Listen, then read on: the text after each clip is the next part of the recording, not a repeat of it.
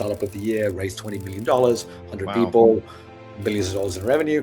I'm 59, so I have been technically working for 37 years. So yeah, look, I'm Ned, been out in Asia 37 years, have been in sales my entire career, always in B2B, always in Asia, from 10 years in Hong Kong, 20 years in Singapore, a couple of years in Indonesia, India. I met Jack Ma, and we got to the final 10 of Jack Ma's search. I built Kevin O'Leary, Mr. Wonderful's technology for him, and then liquidated, failed. And finally, the guy who's a billionaire comes in the room, turns to his guy and said, "So how much are we investing in Ned?" He said, $2 million. And he turned to his guy, he's like, "Why aren't we taking all 7? He puts his hand out and says, "Would you take 7 from us?" Was that he wanted to invest in you? Yeah. That's a very, very, very salient point. Do you know what I mean? These guys gave us 7.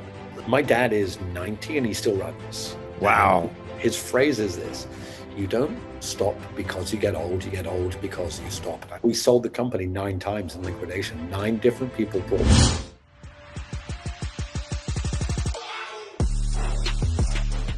Ned, how are you?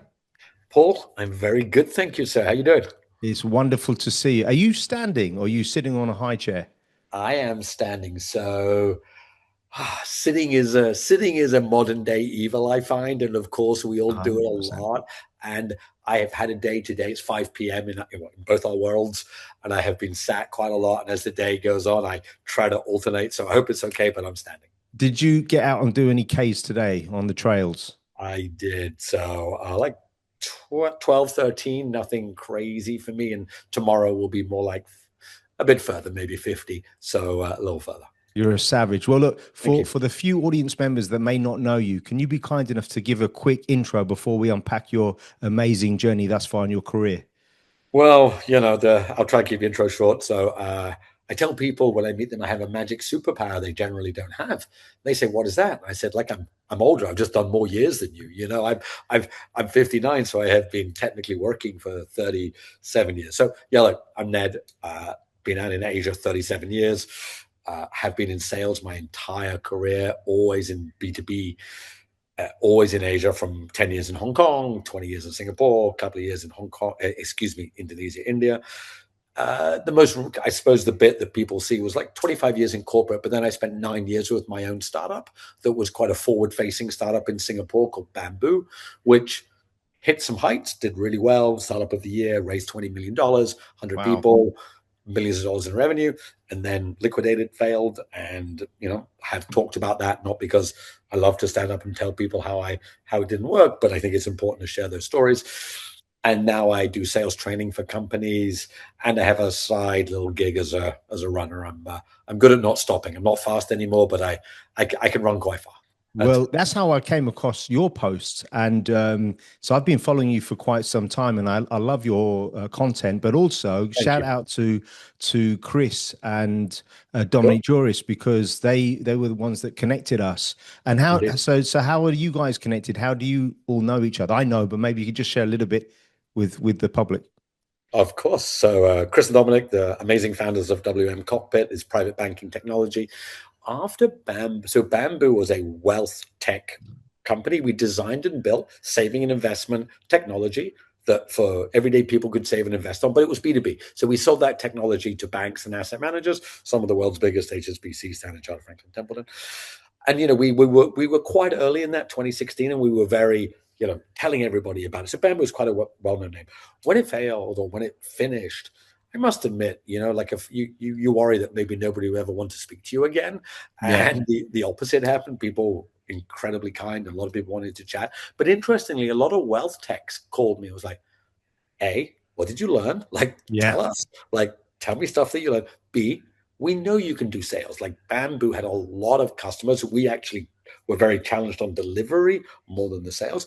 And Chris and Dominic just hit me up, and they were like, "Man, we know what we've built, but sales is not our strongest. Do you want to come and be an advisor to us?" And so this was a couple of years ago. But I just love the dudes. They were super good dudes. They're kind of very different and unique. Dominic was an incredible kind of sense of humor, but great like history at Pictet and incredible. And then Chris, who'd been at Meta and Facebook. I was like, these dudes are cool. They're not your average wealth tech.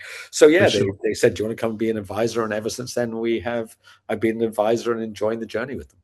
You know what's interesting, and I mean, we'll get back to this later, but I just want to touch upon this. So many people are involved in sales, but they don't like the word sales. They run and they scurry from it. And from one salesperson to another, I'm really looking forward to today, because there are so, like in the world of private banking, I've met a lot of private bankers that believe they're salespeople, and to an extent they are, they're advisors, but they haven't had to make a new sale for many years because they've been sat with the same clients for 15 or 20 years. And then when I ask a lot of salespeople, have you read any sales books? Have you done any training and development? And they look at me like, of course not. And I want to really unpack, because I think, my favorite saying is, how you do anything is how you do everything. And there's a lot of work. And I'll tell you a funny story. When I interviewed in 2001, it's actually at the end of 2000, to come to Singapore in 2001, I was on the phone to the owner of the company, and he said to me, look, we'd like to make you an offer. And I was 22 at the time, said, fantastic, thank you. And I said, but I want to fly out to meet you guys. He said, we don't fly people out. And I said, what idiot would fly across the world to come and join a company with a bunch of people they haven't met? And he said, well, we just don't do it. And I said, clearly not serious about your business. And it was, but it was tongue in cheek, and it was a bit of a laugh. And I said, look, I want you to fly me out. Let's do this. If I fly out and you find out that I've interviewed with other companies, then I'll pay for half the flight. If I fly out and you make me an offer and I don't accept the offer, I'll pay you half the flight. But if you fly me out and I accept the offer, flight's on you. And then he said, cool. And he goes, can you call Catherine to book tickets? And I said, I've already booked tickets. I'll see you next week. No way. And then he said, I was quite cheeky at the time. He said, do you always close that hard? And I said, make sure your wife's not coming out on Friday night drinks, because then you'll know the answer. It was, there was a bit of banter. You were definitely hard charging then. I mean, look, that's a great story. And it shows that you're always going to be a sales guy. Like, there's so many versions of sales, and you're right. Like, I think you touched the point that most people are like, there's sometimes an aversion because sales can get a bad name, but there's also, guys, like, it's like any other skill. I tell people, you want to be great at something, there's only two things you have to do: learn the technique, repeat the technique. Just do that, whether it's football, cooking, sales. But people will practice a sport or a skill, but with sales, they're not getting trained and everything. So it's great to hear that you were there from the beginning and have always learned it. Well, what was so interesting about that was when I did come to Singapore, he gave me a training manual, which was great. It was very detailed. And he said, go and learn that and come back to me in a few hours. And it was quite daunting because there were like close to 60 objections. And I came up and he tried me out, and I asked, how do you feel it went? And he said, you're okay. And I said, look, to be honest, it was elementary, because in my company, we've got 110 objections and 222 rebuttals. And he said, wow, really? And I said, no, I'm just making it up, but I sold you on it. And I said, it was great. I've never had this training development before. And I think that's the other thing I wanted to touch upon, is that scripts are something that people often overlook. What's your take on scripts? Oh, we're getting right into it. This is awesome. So, okay. I didn't want to. I was going to unpack your career, which we're going to do, but since we're on the roll, let's go. I'm dying to get stuck in, mate. 100%, dude. Let's do it. Okay. Scripts. They absolutely have a place. So they have a place, and the great person would use a script as something that they read, and then put to the side, and then they use it as the framework to chat to the client. Right. Yes. But actually what I've learned is that takes a long time. So I'll never forget, I started my kind of sales journey at a company that you may have heard of called Allied Dunbar. Of course. Allied Dunbar. We were, for people who don't know, it was a pretty hard charging, in essence, a chop shop, selling insurance, commission only, life insurance. I got a job, and we were known as Allied Crowbar because we will get your money from you. I didn't know that. Yeah, okay. It was called Allied Crowbar because we will get your money from you. And look, a lot of stuff they did was not the way it should have been done. Right, it was very high pressure, but they had scripts And what I learned from Alec Dunbar there, I think, because they were in like a very high volume, turn people over, throw eggs at the wall business, right? A lot of salespeople throw the egg at the wall, it'll probably break, one won't. Let's keep doing it with that. But that sales script was very particular. You had to read it and read it and read it. And this is like back in the 90s, not so many people are getting sold, so they're not so used to it. Yeah. What I noticed, so I would just sit and read the script. Our script was, particularly if we're knocking on doors, knock, knock, knock. Hey, Paul, I'm Ned. I sell life insurance. The classic 30 seconds. Can I just ask you one question? And I'll be gone. And you go, yeah. And the question I ask you is, do you love your family? Right? Because if you do, if you say, of course, I'm like, great. So you have life insurance, which is fantastic. Hoping they don't, then they're like, or if they say, well, I don't know what you do if they say they don't love their family, you're like, okay, you need to see somebody else, right? But we were taught to only have the script. And I remember one time I went on a meeting with a guy who'd been there 10 years. And I could see the script in what he was saying, but he had used it to such, it was so in tune, it was so flexible, he was doing it in different ways. So scripts are essential to begin with, but they're not there to be relied on. You know what's interesting is I have a friend who's insurance, and we were talking, and then I said, well, how are you presenting it? And I've never sold insurance, and I just said, well, let's try this. I'm gonna do a role play. I said to him, so I said, so I meet with you, and I say, look, do you like sports? Yeah. Oh, I love horse racing. I said, well, okay, let's just imagine you bought a stallion for a couple of $1 million, and you were putting him out to stud, and you were racing him. Would you insure him? Yes. You know where I'm going with this, don't you? So then he started laughing, and it was just quite interesting. But the thing I always felt about scripts was, if I say to you, bar, black sheep, have you any wool? So what I try to say to people is kind of like acting, right? I find a lot of salespeople and just conversationalists, when they're talking, they're so busy thinking what they're going to ask next. They're not listening to what the client is saying. And they're trying to stick to this program, but they're stuck on that, and they don't realize the client's already answered it and they're going to somewhere else. And I feel that if you are rehearsed and practiced enough and you know what you're saying, you don't have to think about those points. So therefore, you're reacting to what the person is saying with this as your toolkit. That's how I felt about scripts. So weird. So weird. I literally just posted on LinkedIn like 1 hour ago, not even 45 minutes. We're so busy talking, we forget to listen. You got 2 ears, 1 mouth. Yeah, but the point is, we're not listening to answer the question. We're listening for our turn to say what we've already thought, right? Absolutely. And this is getting more into the the real nuance of sales, right? Because exactly what you said, Paul. We listen in general to wait for our turn to say what we've already thought. So when you have a script, you're listening for the gap to inject what you've already thought. But that's not listening. We should be listening and then taking what they said and reply to that. I posted something yesterday as well, which is this. I've been posting a bit more like the philosophy of sales. So exactly right. The script will trip you up if you are just so busy. Oh, when they finished, I'm going to say this, irrespective. The other side of it is be interested, not interesting. I love this framework, right? How can you be interesting to somebody if you weren't interested in what they said? And exactly as you say, Paul, so often people rush on to the next bit of the script. It's like, wait, the dude told you something totally different. Yeah. And you didn't. So, but it just takes time. I think, both of us have been in sales a long time. You get to that place that you hear it, you see it, you feel it. You've got to make sure that you're understanding. And we started with the scripts. But if it's too rigid, you're not getting anywhere. Have you seen the movie 8 Mile with Eminem? Yeah, sure, of course. So I when I talk to my guys, I say you're kind of like Eminem, because what he does, he anticipates what the possible objection is. So he knows this other rapper's going to come out and say, look, you're a white guy, you're living in a trailer park with your mom. So, and what he does is he addresses those points before they become objections. He takes all of the objections away. And that's how I've always trained my sales guys. I've said, well, firstly, you have to know your market, right? It's very nuanced. You need to get a read of the person you're speaking to quite quickly. But there are certain objections you're going to face that you can anticipate.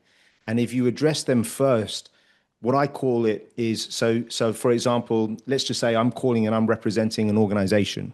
Sure. and I speak to the candidate and I'll say, look, we represent this organization. It's gone through a hell of a lot of changes, some good, some bad. The reality is this role might not be the right role for you. For the right person, the opportunity would be to clean up the bank and go and really, bring a quantum leap to their thinking. And what I've done by taking away their concern, they're nodding their head yes, and I call that yes platform. So now you're not going against the grain. So that's, I'd love to. I'm just curious what you think about all those different methodologies, because I'm sure you've done all of them and more. But that's the way that I've always done it.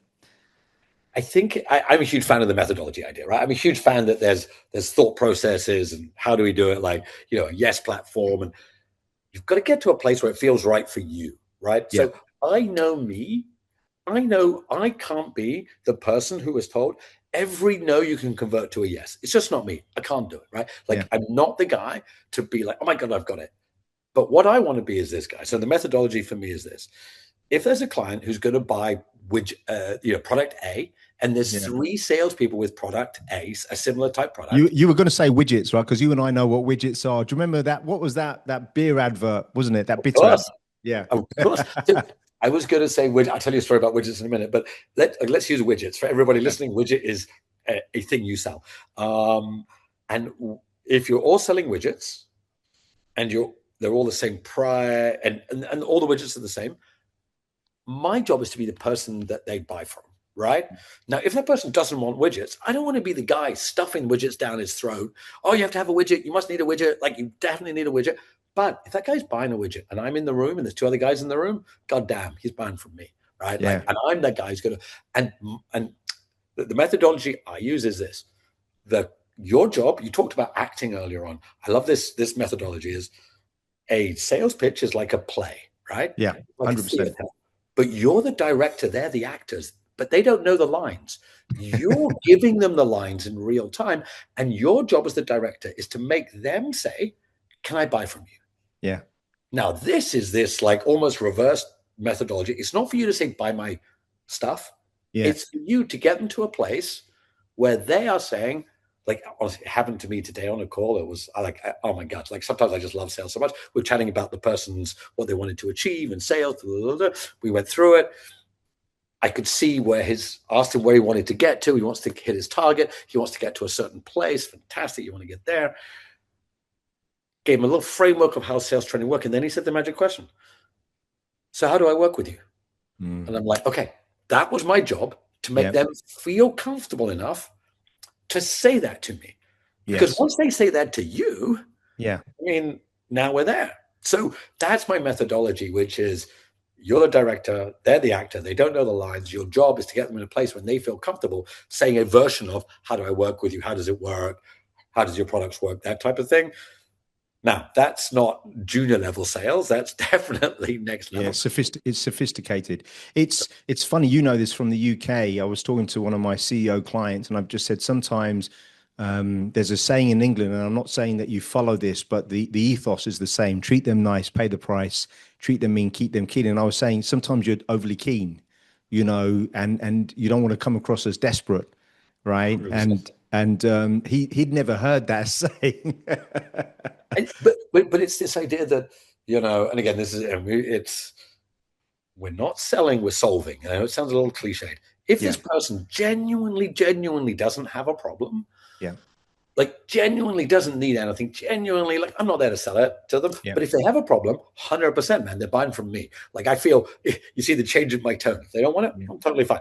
But if they want it and I'm in the room and my thing fits and it works, 100%. But it has to be their idea. It has to be their idea.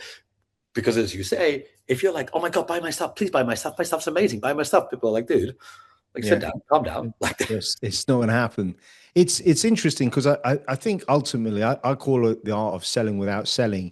You become an educator, because the reality, it depends what you're selling, but you might say to the client, actually, I don't think you need this, or maybe that's a little bit too much. I think let's go back, let's recalibrate, let's work out what makes sense for you. And then also what I find about, one of my guys was asking me, you've said no a few times to this person. I've just said, look, your career is a marathon. This as a long distance runner.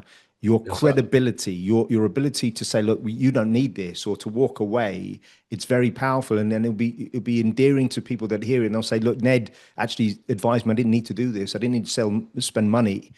Because I've seen some coaches that when they speak to people, they recognize very quickly that the person that they're coaching actually needs a counselor, but they want to bleed them dry a little bit. And they don't want to walk away from the money. And I always think, no, you've got to think very long term in our business to really have a brand name. 100%. Like it is this idea. It's back to the same point. If the person doesn't need what you're selling, try to put it on them. It doesn't make sure you can get some short term out of that, but it is not the way forward. And another thing I would say is people love it. Like the other thing you should do is if you can't do it, say no, and then say, anyway, there's a competitor of mine who's actually better at that thing. They're actually better at that thing. Yes. And I would recommend for that thing, you go to them. For this thing, which I do, I absolutely would love you to come to me. But if it's that particular thing, they would definitely be a bit better. And that 100%, man. Like that's it's powerful. 100%. So talk to us about, like, where did you grow up, and then how did you? I know you went to university, but how did this whole career path take place? Tell us your journey. Ridiculous. I don't sound Scottish, but I'm Scottish. Grew up, and mom was a social worker, dad was a teacher, like middle class. But I lived in a little town that had a very prestigious boarding school. I didn't go to boarding school. We lived in the town. That's why I sound a bit like this. I was raised near rich English kids who were shipped off to boarding school. So I got this nondescript accent, even though I'm from Scotland, even though we were like, the local kids, and we went for free because we were in town. Anyway, as I left school, I didn't really know what I wanted to do. Did economics at university. And I remember when I left, like I didn't have a job. So this is 1990. And I went to London, slept on my brother's couch. He was working in photography. And I was laboring at, where Broadgate is, the big building. Yeah. So I labored on the build when that was built. Wow. In 88, 89. I was a laborer. You were lucky, were you? We'd like digging and shoveling sand and concrete. Moving actually, I wasn't strong enough for that. People know I'm endurance runner. I don't have any muscles that people can see. But don't you have an appreciation, by the way, once you've done hard graft, you have an appreciation for being inside an office and picking up a phone? So I would go around just moving bits of rubbish or whatever, but also they had architectural drawings back in the day. So when there was a change, they would give me all the drawings and I would have to walk to all of the new laborers and give them a new set of drawings. I would come back, pick up another set of drawings, go to the printers. So I was just walking around. Anyway, I knew this wasn't my life forever, and I'll never forget this. So I'm cruising the London Evening Standard, which for those people who are young, it's called a newspaper, which I know doesn't exist anymore. I love reading that every night. Yeah. 100%. And there was jobs, right? There was jobs in the newspaper. And I'll never forget. It said, I can still, honestly, Paul, people say I can still see it. Yeah. It said, and I can still see where I was. I was coming down to Liverpool Street Station. Were you on the tube? No, I was going to the tube. Going to the tube. There you go. I come down from Broadgate to where Liverpool Street Station. And it said, broker wanted 18K sterling OTE. Okay. But you didn't know what OTE was at the time, I'm guessing. I didn't know what any of it was. All I saw was 18K. Was it commission only? Well, okay. You see, now you tell me. Wait, where were you when you could have told me that before? So I'm like, remember, people, this is 1990, like 18K. I'm like, sweet, let's go. And I thought, oh, it's a broker. It must be a stockbroker, right? Because it said broker. I'm like, wait, this is an 18K job for a broker. Honestly, I remember I didn't have any nice clothes. My mom sent me £150 to get a suit from Marks and Spencer's. So I went and got my best Marks and Spencer's suit, right? And it was in the famous Jewelry Road where that's how I got to Allied Dunbar. Anyway, I go down that road in London. I go in, nice offices. This very professional guy meets me. I have 2 or 3 interviews. I'm there for the day. They didn't really tell me what it was. It was a broker, blah, blah. And I sign. They give me the job. I'm like, oh my God. I come out and I'm like, I got a job for 18K. Let's go. Phone my parents, like, oh my God, I still didn't know what it was. Yeah. They said, come on Monday. I come on Monday, right? Honestly, Paul, as I walk in the office, I'm like, wait, there's 50 other young people just like me here. Wait, like I got the job. What's going on? Yeah. And we all walked into this room. straight up, Paul. Like, this sounds so cliche, but it's exactly what happened. It's slowly dawning on me that maybe this isn't the 18K stockbroker job that I thought it was. Yeah. And this dude walks in the room, slickest dude ever, like slick. It's like that scene out of Boiler Room. Have you seen Boiler Room? Course, and seriously, he even does this trick. He did this thing from Glenn Ross, the famous bit when Alec Baldwin asked the guy, "How did you come here?" Yeah. This guy, he has parked his Porsche outside, and he calls somebody and says, "Guy, come to the window. You see that car? That can be yours if you want to be like me. All right, everybody, sit down."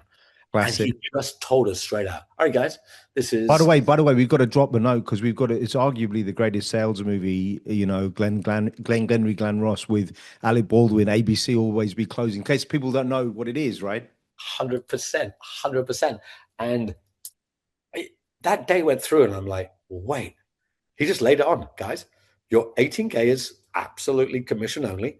It is on target earning. Your salary is zero, right? We will be working through the yellow pages.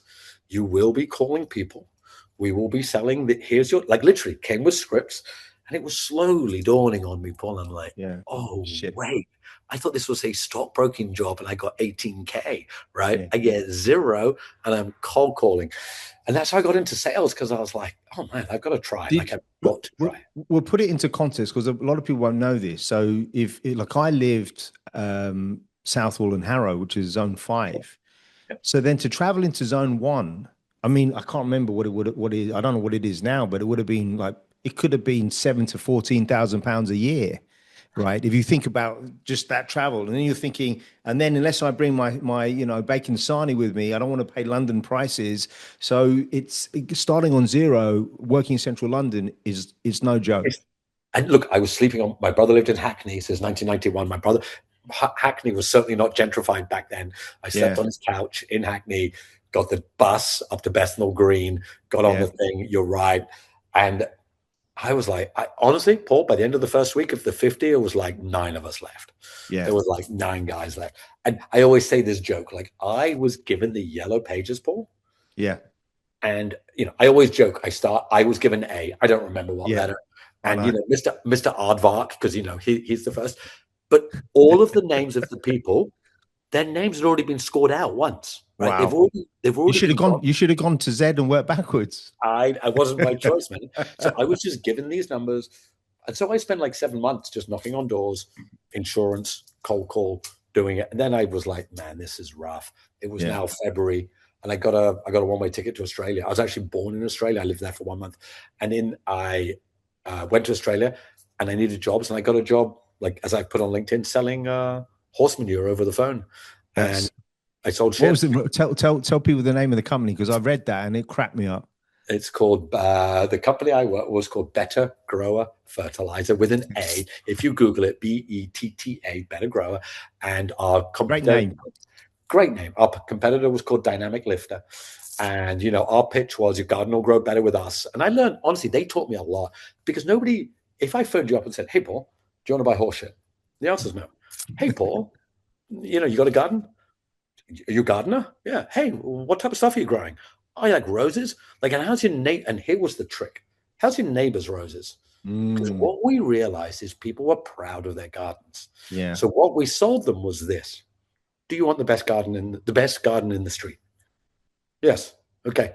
Did you notice recently when you're in another garden, you see the nice gardens there? They're Better Grower gardens. And what we got told was this: we're not selling horseshit because nobody wants to buy horseshit. No. I spent 9 months there. Honestly, they taught me a lot. I tell people, they offered me to run the sales business there. And my joke is, I remember thinking, God, do I really want my career to be talking shit? Oh, wait, that's what it was anyway. I love that, but you're absolutely right. And then you're selling the idea, the passion, right, of keeping up with the Joneses. Actually, I remember the famous John Ford movie, The Quiet Man, with John Wayne. I don't know if you've watched it. It's a classic. But they were all teasing him because he had roses in the garden, which was not a thing back then. And the women in particular loved it, right? So, and he needed horse manure. So there you go. He needed, and look, so I just kept on in sales jobs, got to Hong Kong, got a job in publishing, got a job in finance, et cetera, et cetera. So just always ended up in sales. And how did you end up coming into your own business? And how old were you? I want to hear about that journey. Yeah, man. So, look, I had a good career in finance, equity trading, wealth management, ran a company called E-Trade in Asia, worked for the Singapore Stock Exchange, Credit Lyonnais, blah, blah, blah, blah, blah. Made a bit of cash. Then I'm 48, having a bit of mid-career break, crisis, life. What should I do? And I'll never forget. So I had a unique fork in the road. You guys probably heard of Robinhood, or you've heard the company Robinhood. I met the young guys in 2015. They were in Asia, and they asked me if I wanted to run Robinhood International. And I made the class. I turned them down because I thought, what do these kids know? I'll run my own fintech. And inspired by these young dudes, me thinking, how hard can it be? Well, I found out it's really hard. And me thinking, what do these young kids know? I found out they know a lot more than me. So honestly, I was a little inspired. I was like, wow, I could run like a wealth technology. I could design and build this. I've worked in tech. I don't know tech, but I know how to sell. And there, Bambu was born in February 2016. We designed and built what people know as a robo-advisor or digital wealth management tool. We did it B2B. So I had a lot of relationships within the biggest banks in the region. I knew Chartered, HSBC, Franklin Templeton. So I thought I could sell. And yeah, we designed and built a very simplified digital wealth technology. And then I went around pitching it to banks. And so, yeah, that journey, 8.5 years, did you have partners and investors? Were you running solo? What was the setup? I had a co-founder who was a technical guy. And we had investors pretty much from the beginning. Started with angels with a 400K round in 2016, then got like $1 million in 2017, 3 and a bit in 2018, 10 million in 2019. So yeah, we raised about $22 million all in all, including Franklin Templeton, some other bigger private equity groups. Made a mistake of growing too big, had over 100 people at one point. So yeah, it got bigger than intended. Well, thank you for sharing, because I'm so glad that you mentioned at the beginning that people reached out to you at the end of it, because what's quite interesting, when I've worked with candidates, quite often I know they've been involved in deals like M&A deals, for example, where their organization didn't win, and because of it, it's not written on their resume or their LinkedIn profile. And I just said, but if you've worked on a project for 6 or 12 months, doesn't matter if you didn't win, you learned a hell of a lot from it. You've got to talk about that, because I love that interview that Federer gave at university, where he said he only scored 51 or 52% of his points. 100%. You know what I mean? So what were your key takeaways at the end of that 8 years? Well, to your first point, look, there's so many points, whether it's Federer or other people, right? Like, nobody gets through it unscathed, right? Nobody's just everything is amazing, gets everything right? Of course, do I wish I'd sold it for $100 million? Of course. Did it liquidate and shut? It did. Did we get a lot of it right? Sure, but we didn't get enough of it right. So, and the other thing is, when it closed and we liquidated it, because we had built it very much in public. What I mean is, I was on every speaking stage, fintech stage, raising money in tech in Asia and all of these. And tech in Asia called me. And so I told our clients, obviously our investors knew, the market was knowing, but I hadn't made a public statement. And Tech in Asia called and said, look, we're going to write an article about this. And, they weren't asking, they were telling. They were just telling me, we're writing an article about this, because Bambu was quite well known. And they asked me, do you want to be interviewed? And one of my dearest friends, you have these friends who tell you what you need to hear, not what you want to hear sometimes. Yes. He said, Ned, look, you built this in public, so you must die in public. And if you build it in your bedroom, you can die in your bedroom. So your point, if you worked on a big deal and it didn't, it's no shame. You worked super hard on that deal. So when the Tech in Asia guy came back, obviously we're both sales guys. I remember thinking, all right, this is I'm not selling here, but I want him to, the right word is, just hear my story. I'll tell it as it is. And look, I have this other, as people can tell, I love phrases. I was the founder, it's on me. If you're the captain of a ship and it comes back triumphant, it was the crew. If it sinks at sea, it was you. Just how life is. It's just how life is. And I said straight to the Tech in Asia guy, can we interview? He said, look, this is on me. It's not on them. It's not on COVID. It's not on the VCs. Not on everybody else. It's 100% on me. And I told him, and I'll share with you the lessons that we learned. And I talked all about it. And, in the end, he wrote an article. I remember he said, I'll write it in about 10 days and I'll publish it.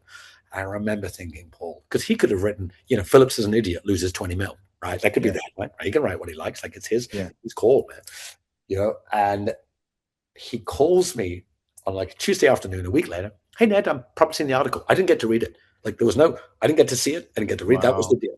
That was the deal. Like I speak to him, he publishes whatever he likes. Yeah. And of course, like you'd like to think I like to think I'm a good human, and I tried my best. We didn't run off with the money or do anything wrong. The business didn't work. We ran out of capital. We tried our best. And I remember when he published it, like it came up, and I was like, oh, here we go. Was it? And honestly, it was an incredibly kind article. It basically said these guys tried super hard. What did we get wrong is that we did too much customization of our software for every client. So for each of these large enterprises, and it wasn't their fault, HSBC, Stan Chartered, it wasn't their fault, it was on us, that we kept trying to customize too much to fit our product in. And those customized costs we didn't price them properly. So we ended up with a lot of custom deliveries rather than sitting on top of a product. And that was eating us up, right? And the way that we kind of went through that in the early days was raising capital to pay for those implementations and integrations to get to the recurring revenue. And look, we ended up with 250,000 end users. We ended up with billions of dollars of assets under management. Like we did a lot right. But when you realize that we were probably building a very secure finance business based on the recurring revenue. And so the learning was this. So here's my learnings. In B2B, either charge very little or masses. Either sell it for $10 a subscription or charge 7 figures for your implementation.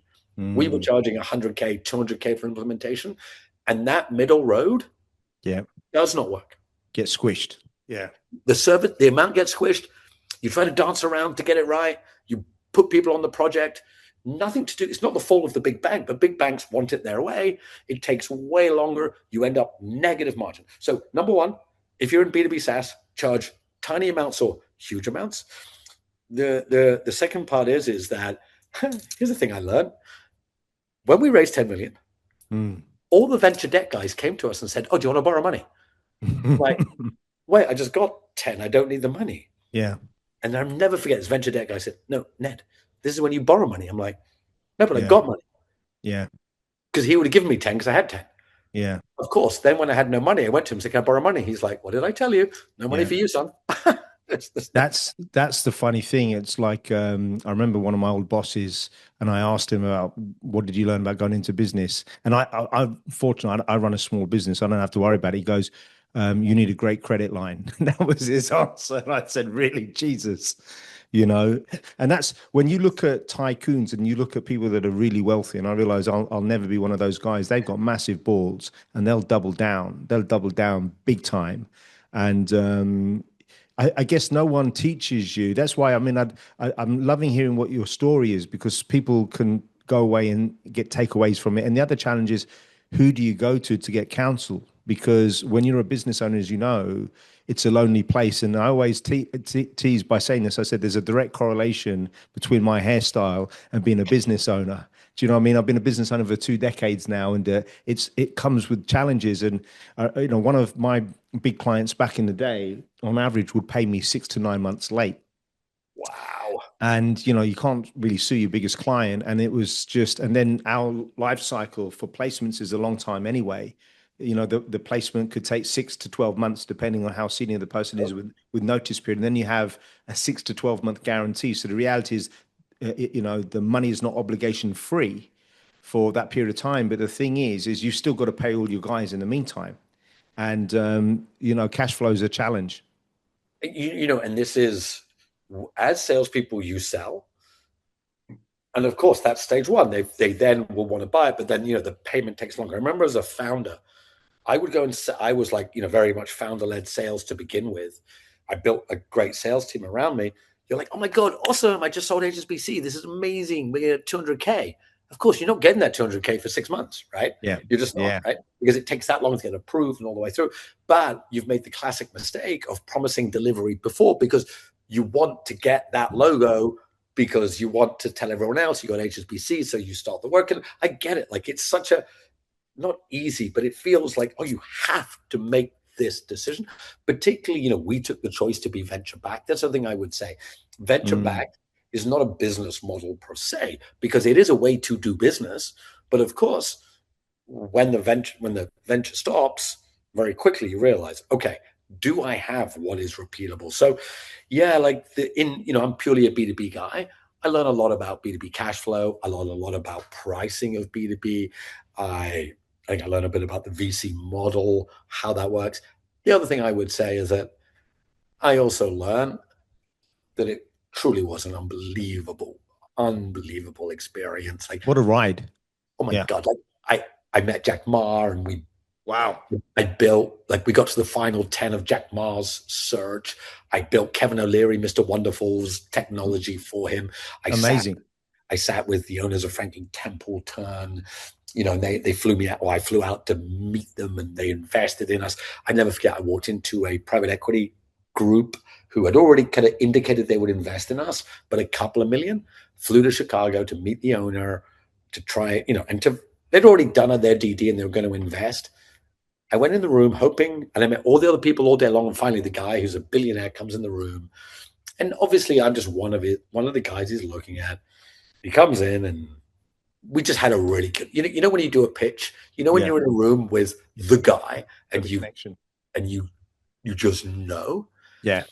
And I just knew, like, I was sitting there going, like this. And he turns to his guy and said, "So how much are we investing in Ned?" He said, 2 million. Actually, sorry, it was 3. It was 3. He said 3. Okay, good. And he said, "Ned, how much are you raising?" He said, "I'm raising 10. He said, "And how much have you already got committed?" I said, 3. So he said, "You've got 3 committed, and we are going to commit another 3. I was like, "Yes." And he turned to his guy. He's like, "Why aren't we taking all 7? And I'm just sitting there like, what did his guy say? well, his guy said, I will paraphrase, it's up to you. Yeah.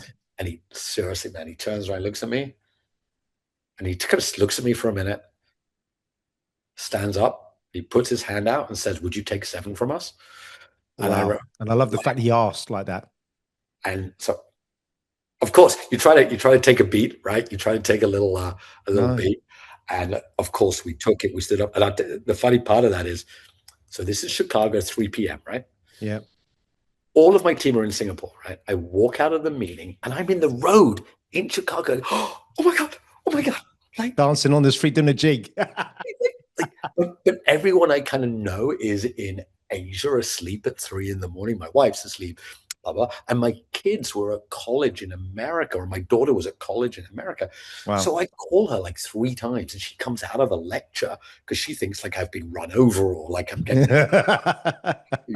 I'm getting taken away. I'm like, oh my God, these guys gave us 7. Let's go. Wow. But Ed, sorry to interrupt. What he said was that he wanted to invest in you. Yeah. That's a very, very, very salient point. Do you know what I mean? Sure. And look, I really appreciated it at the time. Look, it doesn't mean. Did you go for a nice steak in Chicago? How did you celebrate that night? Look, I'm a simpler guy. I actually remember I just went to like a little burger house, sitting there by myself, having my little burger and fries. My wife woke up in Asia, and I was like, oh my God, like this was ridiculously exciting. And I suppose that's part of sales. What I always, I talk about sales fitness. Sales is a sport, and in any sport, you're going to have real highs where you win something. You're going to have stuff where I hit the ball in the net 100 times. I make 100 cold calls and no one picks up. And that's just going to be terrible, terrible, terrible, terrible, terrible.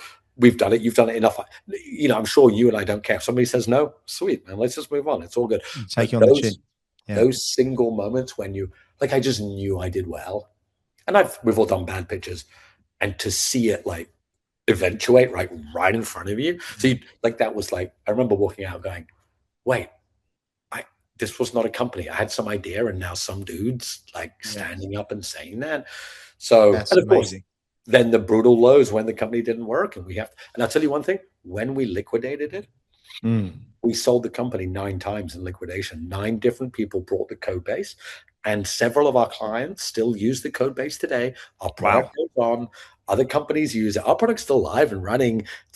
A couple of the world's biggest banks are still running their wealth tech on Bambu code. So while the shutdown was absolutely brutal, like absolutely super, super hard and for the staff, for the team, for the investors. How old were you at the time, Ned, when that went? When it shot 57. Yeah, it's life. I always go back to that Rocky Balboa quote when it says, "Nothing will hit you as hard as life."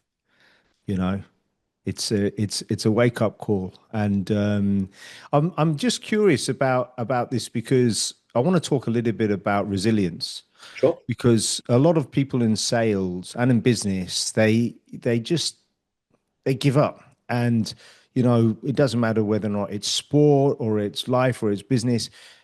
If you keep working hard, I mean, you've got to work hard and smart and you've got to improve, you've got to stay relevant, but you can outlast people.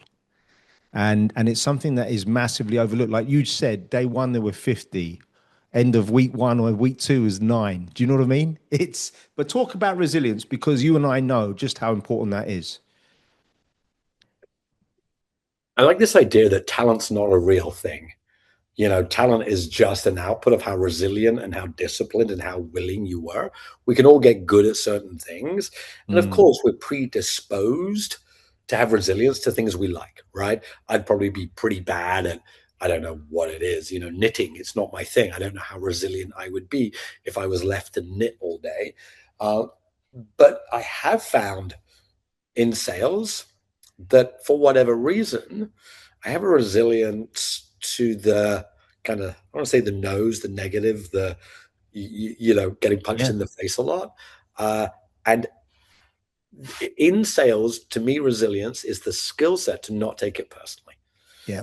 I got taught by one of the guys, actually, Allied Dunbar. He told me a great phrase. He said, Ned, when you knock on the door and somebody says to you to F off, truly, they're Yeah. not personally. You know why it's not personal? They don't know you. They didn't even meet you. They didn't talk A to you. Like a there's hundred. no way it can be personal because they opened the door. You said you were life insurance. They said to F off. So believe in that. And the other side of it is, so my dad is 90 and he still runs. And Wow. his phrase is this: you don't stop because you get old because you stop. And I was brought up in that belief. My parents were kind of self-sufficient. They were always walking everywhere. And I think resilient is a learned habit. I don't believe I have any more ingrained resilience than other people. I think I've done two things in my life: sales, where you're just getting punched in the face, told no all day long, and then long distance running, where people know I love phrases. We Yeah. say in long distance running, if you feel good, wait half an hour, you'll feel crap. And if you feel crap, wait half an hour, you'll feel good. That's life. Just tell yourself not to worry in the moment. It's fine. You got to keep going because if you don't, you're going to get old and die. And that would suck more. I wrote to my daughter a couple of nights ago and we were talking about sports. And I said, look, talent can get you in the room, but will and discipline are going to keep you in that room. And actually, I'm analyzing what you're saying as we're speaking. I'm curious. It could be because both you and I, in our very earliest point in our career, ended up doing hardcore sales. Mm. And that's almost so your DNA has been formed, it's been created. Because I remember in 2001, just after 9/11, the company I worked for got rid of 100 people in 5 locations. Wow. And in Singapore, 20 people were let go, and I was the first one to be let go. And in the contract, it said if you leave the country within 7 days, the company would relocate you on an economy class flight home, and everyone was an expat. So we were in UOB Plaza 2, and 19 people went to Penny Black. This was all before noon. It was like, I don't know, Sure. 11:30, whatever. And I was close to tears because my flatmate was one of the guys that was let go, and the lease was in my name. So I knew my rent, I'd lost my job, my rent had doubled, and my mum and dad were arriving 2 weeks' time to spend Christmas with me. And I made 50, just over, I can't remember exactly how many, but just over 50 phone calls, and I got 21 first interviews. Look at you. And this guy, I could see everyone down in the pub, and I thought, I've got no choice. I've got to get another job. And people, this one guy in particular, he asked me, he said, why on earth would I hire you when you've just been fired? And I said, look, I've got nothing but great things to say about the company I work for. Unfortunately, this has happened, 9/11. All I can tell you is I'm the best sales guy that's not currently working for your company today. So meet with me for a coffee. Let's fucking have a chat. And he was from the UK, so I put the F word in because I thought it would show him the fire. But I remember in that moment, I'm an ex-boxer and I'm a lifelong martial artist, and there's this moment when you fight and when you spar, and you can see someone's will disappear. You can see it. You see them wilting. And Yeah, the thing about deals that I find so interesting, I've worked with so many guys over the years where the deal is dead. And sure. I feel like I'm an ER surgeon because I come in and do some resuscitation on the deal because I just try and find out. I call it rational deductive logic. I try and find out, well, what's gone wrong? Sure. Where is it at? And there are some things that I've learned in, it's not just sales, it's just in life and in business, is if you underwrite the problem, if you say, leave this with me, I'll take care of it, it carries a lot of weight. Of course, you have to deliver. Of Um, course. but I believe one fisherman will always see another fisherman. So quite often when I'm speaking to CEOs and market heads, they know that I understand what a salesperson is. And the other thing is I feel to be a great salesperson, you have to be able to go up and down the levels. You've got to be able to deal with men and women and different ages. And I mean, there are some salespeople that are very aggressive and that works for them. And Mhm. I don't think, I think the best salespeople, they make people feel at ease. Yeah. It's human 100, communication. 100%. Well, look, I mean, it's fascinating. Back then when you said, there's 20 salespeople, 19 go to the pub, the resilience, I think it's a learned skill. Like it takes time. It's not easy. Like it's in theory, we all can do it, right? You can all Yeah, do that little bit more. So I don't know if you follow much Kobe Bryant, obviously of not now, course. passed away, Yeah. but his Mamba mentality, right? You, Oh, crazy. he said on one of his podcasts, when he went to his first basketball summer camp, he scored, he was there for, I don't know, 2 weeks, however long. He scored Yeah. no baskets, none. Like he Yeah. didn't hit any. Yeah. Yet the cliched classic. He stayed longer. He was there first. He went to the gym. And you ready for this? This is the one that gets me every time when I think about Kobe. So, and I actually I did this little sales webinar the other day and I was talking about it. So clearly his resilience, obviously he got to the top of his game and that will help you. If you're resilient, because he's had knockbacks and you get to the top, you know that your resilient works, right? So the feedback loop is very good. Obviously, if Yeah. you're resilient and get nowhere, it gets harder, but you get very good. But what I was so impressed with him and salespeople listening to this is a trick you should learn from Kobe. At the end of a basketball game, all of the players on his team, they're meant to gather around and watch the replay of what's called the touches. So when you touch the ball, so when LeBron touched it or Shaquille touched it or Kobe touched it, you watch your little bit. So the few minutes when you touched it. Every game, Kobe watched the entire 3 hour game. He watched everyone else play. Everyone else goes out and goes drinking. He stays back and watches the entire thing.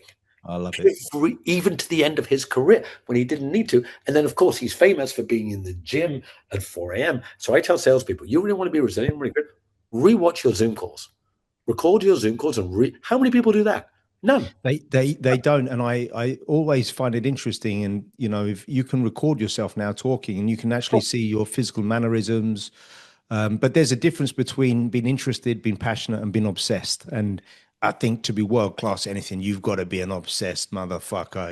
That in every, I'm fixed on that, right? And it's very interesting because when you talk to people, you get a sense of what is this person going through? Are they going to, because what the one thing in business is, in life you'll realize there are people that if they're faced with a problem, they will go around it, they will go over it, they'll go under it, they'll go through that problem if they have mm. to. And I think that's what I try to share with people. But I don't know, sometimes the question is it your upbringing? It's very difficult, if I said to you, what makes a great salesperson, what are the things for you that come to mind? I'm a big fan of empathy. I'm a really big fan of empathy. The ability to understand other humans, because that's the game, right? Yeah. That's the game. The ability to be empathetic is so like it's easy to say, and we all believe we're empathetic, right? We all do, right? So Yeah. number one, and the other one is like you're genuinely in like interested in the other person, like genuinely want to hear what they have to say.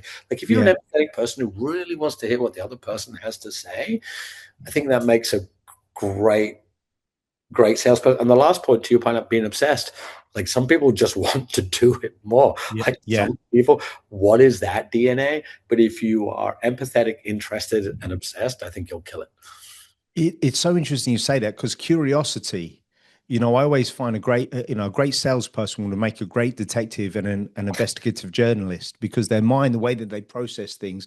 I remember when I was probably, I don't know, 23, and I was Mm. working on a deal. I was very young and I was placing a senior finance manager at an organization, and he didn't like me. And I could have been introspective. Maybe I was a bit too assertive, but it was because I was young. And I thought about it, and I knew that if I didn't close that deal, I would lose my job because I worked in a company that was like a boiler room, and Sure. I went back to my bedroom and I had a mirror and I took out yellow sticky notes, and I had so little money I would write faintly in pencil and erase them. So I would recycle my yellow sticky notes, and That's amazing. yeah, and then I started writing down the problems and I put it around the mirror like a flow chart of the conversation. And what I came up with, this is quite an interesting one. I didn't run it past my boss because he wouldn't have liked it. I called the hiring manager and I said to her, and she was relatively new in Singapore. I said, look, I think you should present the offer to the candidate. She said, you said you were going to at the beginning. I said, I normally do. But the problem is, this guy's very kiasu. I said, have you heard of that? And she said, no, what is it? And I shared, I'm just learning myself. So I said, if you offer him, for example, 185, he's going to ask for more. So if you offered him 165 and he asked for more and we give him 185, I think we'll close him. Those were the numbers. I remember them. This was back in 2002. And what cracked me up was she said, I don't know if I want a guy working for me like that. And I said, look, this guy, when it comes to negotiating your office rent, your stationery, he's just going to go above and beyond. And if you do that, I think it will work. And she said, okay. So she did it, and she said, yeah, it worked. He negotiated, giving him what he wanted, which was the 185, what was the price. And he got back to me. He called me up. He said, I've done your job for you. I've closed the deal. I said, wow, thank you. And he said, don't worry. He said, I'll send you an invoice, for the Right, lessons right, that you exactly. learned. And I remember, I just smiled because I just remember, kill them with kindness. Love it. Love it so much. That is the way to do it. It is, right. And so let's talk about what kind of advice we can give to people that are in their journey, because nowadays, even if you're not financially responsible for an P&L, in my mind, we're all having to sell something. If you're the head teacher of a school, you're having to sell, to the board, to drive a new curriculum, to attract parents with new kids coming to the school, whatever it is. What key things do you think people should be mindful of, and what can they do to improve their thought process about sales and their application? So I'm going to go with some new school stuff. So let's just take some of the old school stuff that we just talked about: empathy, kindness, listening, interested, obsessed, like fault, this type of stuff. But new school, let's just break it into, I'm in B2B. So let's just go there. Content is the new cold. Think about it this way: people no longer need to be told what you do because they can go to your website and see it, right? So before Yeah. you turn up, they can see what you do, right? So turning up and just telling them what you do is pretty ineffective, right? The next level is, you turn up and ask them a little bit about what they're trying to get. So you being a good salesperson. Remember, a good salesperson is always trying to make the client speak. So skill set, they speak more, you speak less. But think about this. Let's say two salespeople turn up to sell the same person, and they're both selling the same widget, and that wants them. One person has built a digital image of themselves in that person's brain, and the other person, Mm, right? The person who's built a positive digital image of themselves through video content, LinkedIn, newsletters, sharing, not selling, but sharing sharing. in general, everything else being equal, is going to sell more. Now, here's the problem. The people with experience didn't grow up posting, right? So the people without experience, under 25, 30, grew up posting, but they don't have 15, 20 years of sales skills like we have. The Such a valid point. Problem for me and you is we didn't grow up posting. So like, oh, it's embarrassing. I don't want to post up. People are going to laugh. Guys, no one cares. No one cares about your little video. No one cares. You post your stuff. And I love this phrase. Are you willing to let someone else's crappier product outsell you because they first posted a video and you didn't? If you are, that's on you. Because you're embarrassed that, guys, this is B2B. No one cares. They're going to go home and watch Netflix. Like, truly, the amount of startups I help, and I tell people, they're like, oh, what happens if somebody doesn't like my video? I'm like, guys, they're big boys and girls. They'll turn it off. Yeah. What are you thinking about? They're like, oh, I have nothing to say. And I tell, when a salesperson says nothing to say, I'm like, well, you're in the wrong role. If you've got nothing to say about your industry, no one's going to buy anything from you anyway. Forget about it. Yeah. So that is my little rant in that, there's so much, but it's so, of course, there's, AI tools and whatever. And of course, once you get in a meeting, your job is to get them to ask, can they buy from you? How do you do that? This gap selling idea, right? Present, future. Everybody wants a different future. In the future, something is better. To get to that future, they need your product. Like your guy that you sold, he wanted 185. In his future, he wanted 185. He was currently in a job he didn't like. You helped him bridge the gap to the future. You filled the gap for him. Your job is to fill the gap, right? To the future they want. And if you can make them describe the future that they want, and you're somebody that they think they know. For example, if you noticed, I always wear this shirt, right? So I have the same shirt. I'm in every video, I'm wearing the same shirt.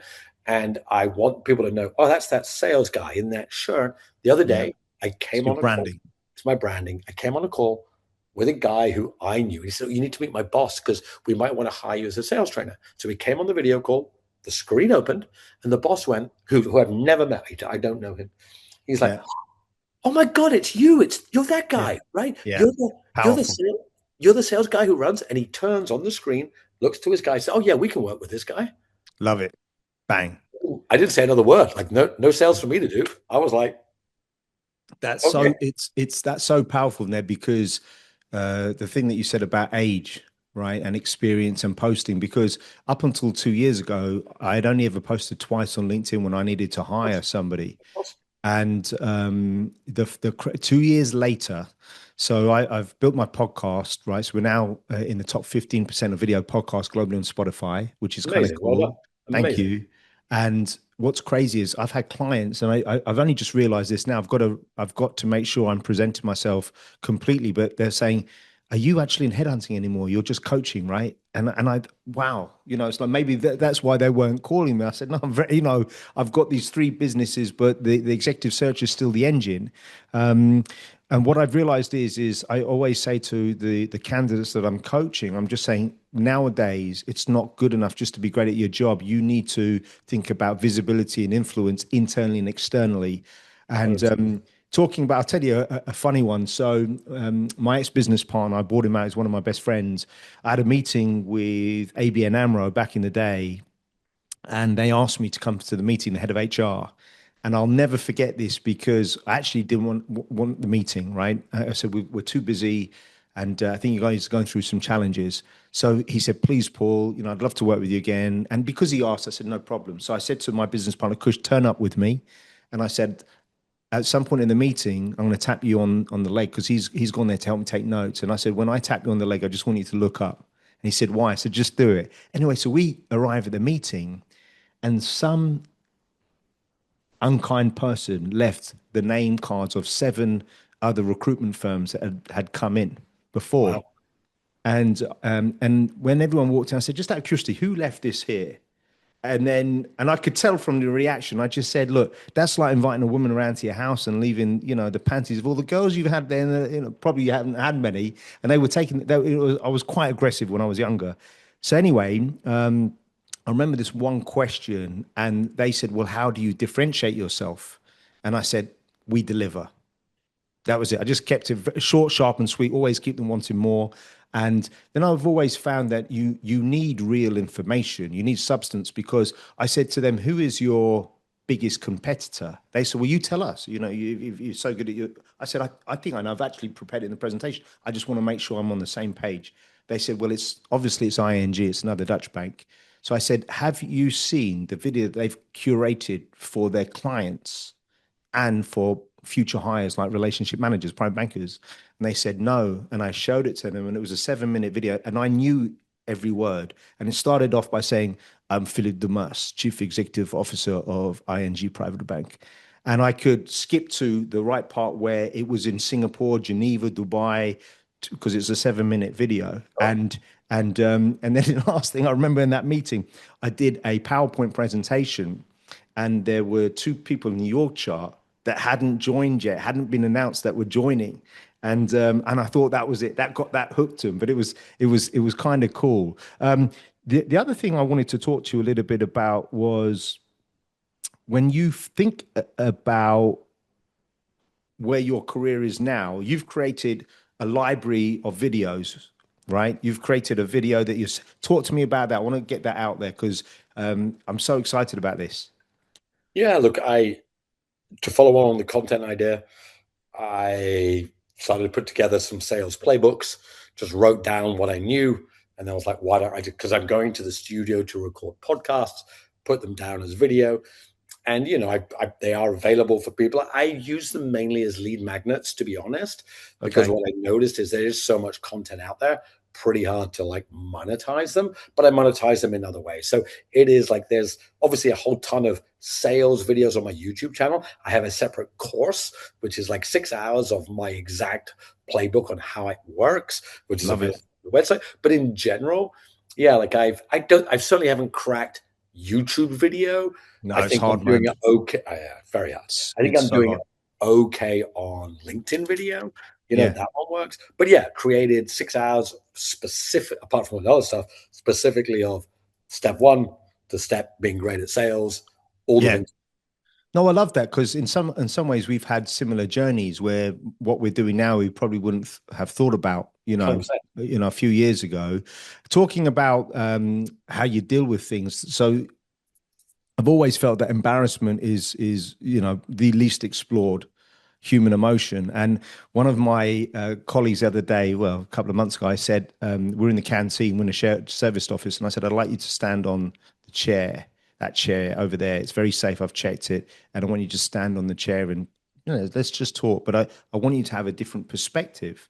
And I actually got this from, I studied acting when I was in, high school and I didn't think that she wouldn't want to get up. I thought she had the courage to get up, and she said, no. And I said, look, you don't know any of these people here, right? You could run down the street naked and they'll forget it, 2 minutes from now.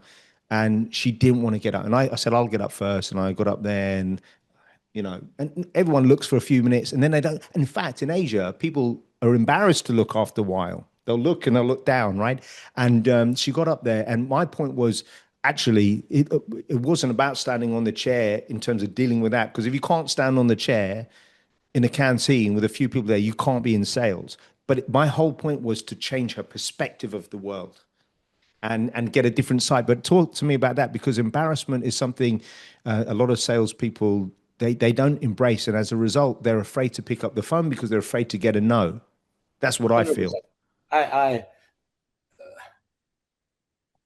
The phrase I've heard is other people's opinions are none of our business. As long as we're being good humans in general, obviously if you're being a bad human, then other people's opinions are, will reflect on you. But if you've been a good human, then you don't worry about other people's opinions. So you're standing on a chair, it's no big deal. You're just having a bit of fun. It's totally fine, right?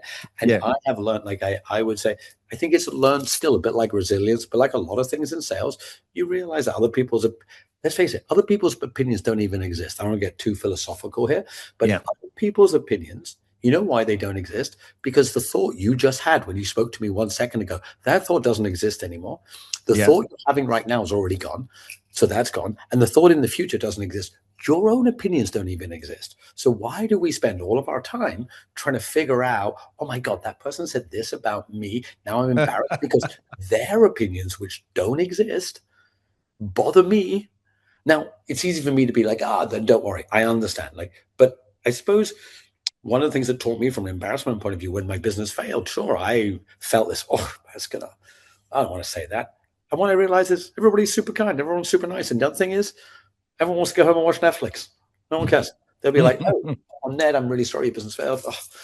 Anyway, how are you? Anyway, did you see on Netflix? There was a new film. It was amazing. It was really cool. Like this idea that people will be, oh my God. And this is, I suppose, the context is stand on a chair. Oh, I can't stand on the chair because, or post a video. Yeah. I mean, goddamn, crazier things have happened in the world, right? Yeah, And look, yeah. my business failing isn't even that crazy. It's a tiny little thing, right? And honestly, 99.999% of people, Reset, go again. but 99.999% of people were super kind. Yeah. And even if there were some people who were like, oh, that guy sucks, he failed, I didn't hear them anyway. But it's really helped me. Like, it's been a massive help in that I've realized now I'm like, wait, as long as I'm always trying to be a good human, of course I mess up and I do stupid shit. We all do. But as long as I'm trying to be a good human, then why would I ever worry about other people's opinions? I tell people, I care about other people's opinions. Yeah. And the reason I care is I try to be a good human, but I don't worry. I'm not embarrassed. And I'm sure I'll do embarrassing things. I'll dance or do stupid stuff or tell a stupid joke, but it's fine. But I think it's a learned trait. I think it's a learned behavior. That I was going to say, when you said what makes a great salesperson, empathy, I was going to say, kindness, it just goes a long way, right? And there's a lot of idiots out there and you'll get shafted along the way. But I think if you have your moral compass, it'll come home to roost. Can you think of a movie or a book that you feel, outside of Glenn Ross, I always mispronounce it, that you could recommend, that you think someone could start with that hasn't read or watched the movie? Okay, so it's going to be left field. Go for it, mate. It's called Rounders. Ah, it's a great one. Yeah. And the reason is it's about poker, but it's not. It's about humans. Yeah. It's about the choice of the characters in how they respond to difficult situations. How a guy whose best friend is just always going to mess up, but he sticks with it. It's about a guy who could take different paths at university or play poker. It's about a guy who sits up for his friend when he shouldn't back his friend against the wrong guy, Teddy KGB. But it's a people film. And sales, it's not a sales film, but it's about human interactions with each other and what you can learn from that. It is my favorite film ever. And Love while it. it's a pure sales film, I think you can learn a lot about people skills from that movie. I love that. Any books or a book? Yeah, of course. Yeah, of course. Give us one. Just give us one. Walk Like a Giant, Sell Like a Madman by Ralph Roberts, who was known as the scariest real estate salesman in America in the 1990s. The book is unbelievable. It's on my other bookshelf. It is a classic. He sold, on average, 2 houses a day. Savage, prolific. I love that one. Go to productivity hack. Don't eat. The number one activity is when you start work, delay eating till I get up very early, 4 or 5. I try not to eat till lunch. I run, try not to eat because for me personally, eating makes me more sleepy and tired and not as energetic. So don't eat. I know that seems crazy and I'll get people going, wait, don't be stupid. Eat as late as you can, work as hard as you can. If you're a morning person, that's my productivity. Yeah. You'll laugh, but I even walk to the toilet fast. I look at people and I say, walk with intention. If you're walking across Raffles Place and you're got your bag slumped over your shoulder and your client or candidate sees you, whatever, no, you've got to be a winner. You've got to look like you're going somewhere. Pull your socks up, son, and get rocking and rolling. What's one habit that you've deliberately cultivated over the years? It's taken a while. The habit that I mentioned before that I get from running. I want to be the type of person who figures it out. What I mean by that is like in ultra running, we say, if you feel good, wait half an hour, you'll feel crap. And if you feel crap, wait half an hour, feel good. Not let the momentary hard things derail you long-term. That's a habit that I think is incredibly useful. And definitely the failure of my business helped in that, because in the moment it was like, oh my God, this is the end of everything. And then you realize it is a moment in time. So the habit you cultivate is to not let the moment in time derail everything. Do you know Natalie Dow? I mean, of course I know Nat. So she was on my podcast and her daughter plays basketball, my daughter. And let me tell you, mate, you know this, she's got an absolute concrete mindset. 100%. And you can't, people like that are unshakable, they just, I just love people like that. It's just so strong. What's one belief that you had at 25 in business that now you just look back and laugh at and think that didn't make any sense? I wanted desperately to be on the cover of Bloomberg magazine. I was going to say Playboy, but Not me, not me. I wanted to be on the cover of Bloomberg, and I wanted to be CEO of the world. wow. I really did. I really thought, and hey, like I don't think I'm going to be. Who knows? Not too late now, but I don't want that now. Like I would love to, I'd love to, after having a startup that didn't make it through, there's still another journey for me here. Yeah. Whether it's in doing what I'm doing now or running a huge company for somebody, I don't know. But I thought to be successful in business, you had to be like front cover of a magazine and CEO of the world. I don't believe that's true anymore. No. And the thing that you have in abundance that comes across big time is you've got so much energy, especially at your age. And 100%.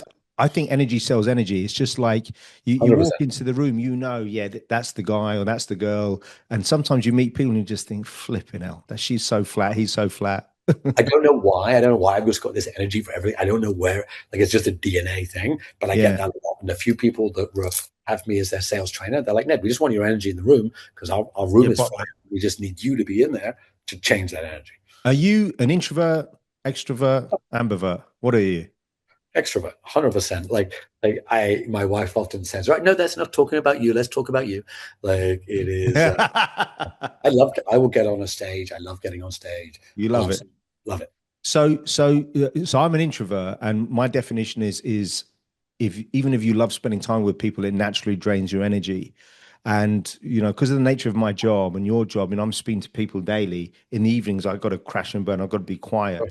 But why I talk about that is I feel a lot of introverts feel that they can't be great salespeople. And I just said, I always say to them, whatever you are, you got to lean into who you are.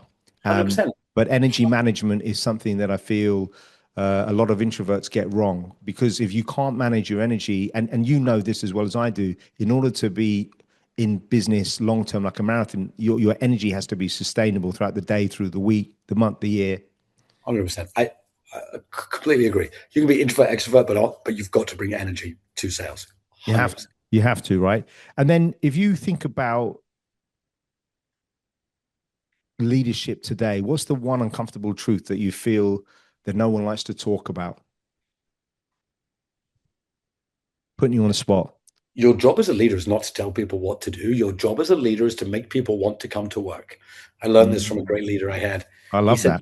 He said to me, Ned, I pay you to come to work because, and I was like, yeah. He said, when you go on holiday and you go to the movies, you pay. I'm like, yeah. He said, why? I said, because I want to go. He said, so the inverse is true. If I pay you to come, it means you don't want to come. Imagine I made this place such a great place that you wanted to come and I paid you, you'd do anything for me. And I remember saying, but I do. Oh, wow. So the uncomfortable truth is you're not a leader if you're telling people what to do. You're a leader if you can get them to want to come to work and want to build whatever you're building, then you're a magical leader. If you're just telling them what to do, no good. That's so meaningful. I love that, mate. What's the best piece of advice and feedback that you've received in your career?